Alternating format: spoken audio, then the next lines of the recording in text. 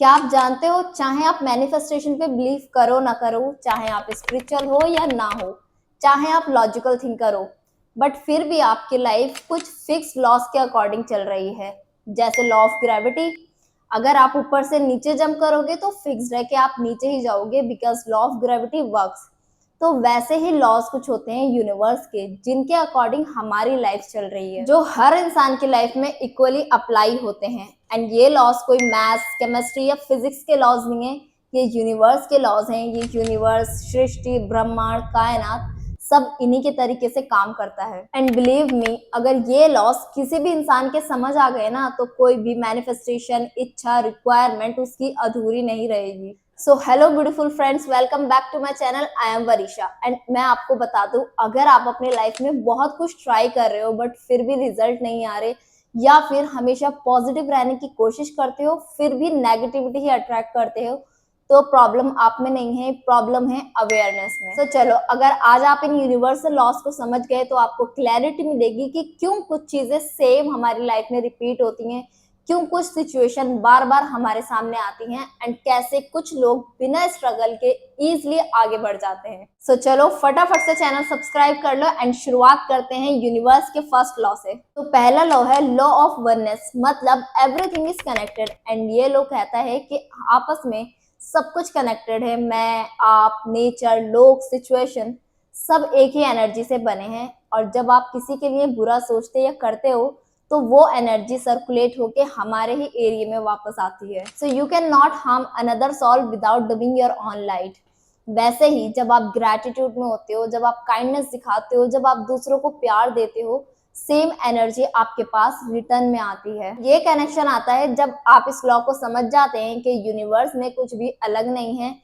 And once you understand this law, आप blame करना छोड़ देते हो, आप अपनी रिस्पॉन्सिबिलिटीज को संभालना स्टार्ट कर देते हो, and suddenly your life start getting better. बात करते हैं सेकंड लॉ की, लॉ ऑफ वाइब्रेशन, मतलब everything is vibration.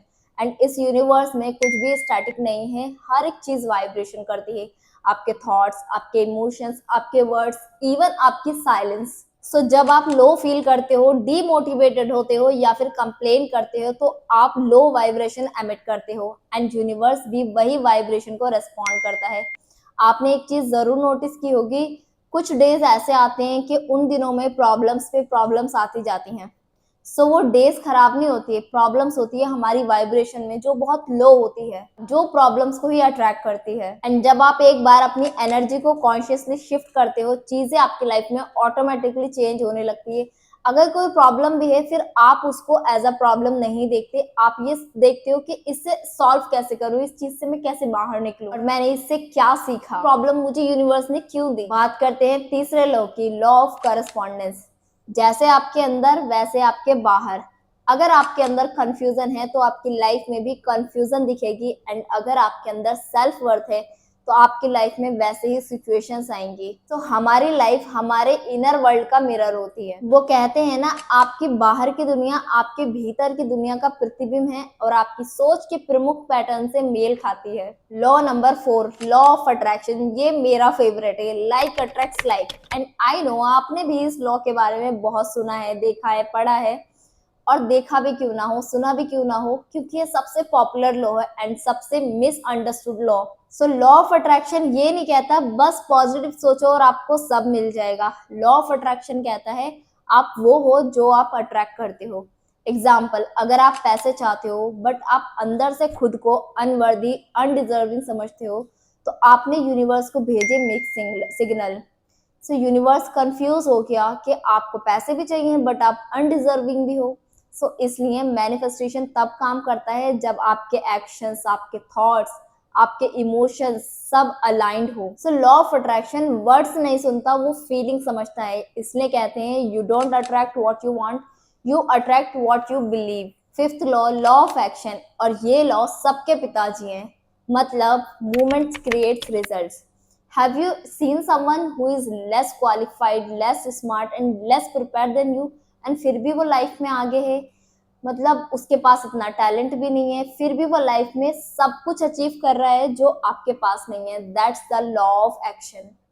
It's when everything that should goes wrong somehow works out just because you dare to keep going.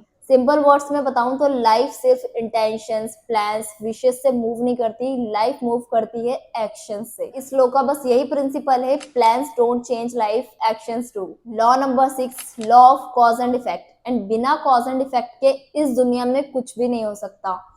अगर आज हम कुछ भी एक्सपीरियंस कर रहे हैं या हमने एक्सपीरियंस किया है या फिर इन फ्यूचर करेंगे, उसके पीछे कोई ना कोई रीजन जरूर होता है, चाहे एट द मोमेंट वो रीजन हमें दिखे ना दिखे। Nothing happens without reason, even failure. तो जब आप कॉज कम कर देते हो तो लाइफ ऑटोमेटिकली इफेक्ट चेंज कर देती है। और ये हमारा है last law, law of focus, most underrated but powerful law. And ये लॉ कहता है कि आप जिस चीज पे फोकस करते हो वही चीज ग्रो करेगी। एंड सेकंड थिंग, एक टाइम पे एक ही जगह फोकस करना है, don't try to be multitasking person. Law of focus कहता है लाइफ उतनी ही कॉम्प्लिकेटेड है जितना आप उसे दिमाग में बना लेते हो।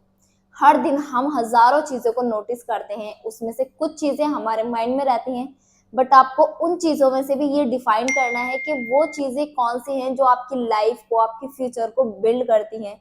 डिफाइन करके आपको अपना फोकस उन पर्टिकुलर चीजों पे लगाना है, because distraction is the silent reason most people stay stuck. So ये थे यूनिवर्स के 7 लॉज। एंड आई बिलीव कि जब हम यूनिवर्स के लॉज समझ जाते हैं और उनके साथ चलते हैं तो हम विक्टिम नहीं रहते, हम ऑब्जर्वर बन जाते हैं। हम जिंदगी से फाइट नहीं करते, हम जिंदगी के साथ फ्लो करने लगते हैं। बस आपको ये समझना है कि यूनिवर्स आपको क्या सिग्नल भेज रहा है, एंड बी कॉन्शियस कि आप यूनिवर्स को क्या सिग्नल भेज रहे हो, because your future is being shaped by what you give attention to today. तो ये थे यूनिवर्स के 7 laws. I hope you enjoyed the video and मुझे कमेंट में जरूर बताना कि आपके लाइफ में कौन सा लॉ सबसे ज्यादा इम्पैक्टफुल है। एंड वीडियो अच्छी लगी है तो please like, share and also subscribe my channel. Thank you.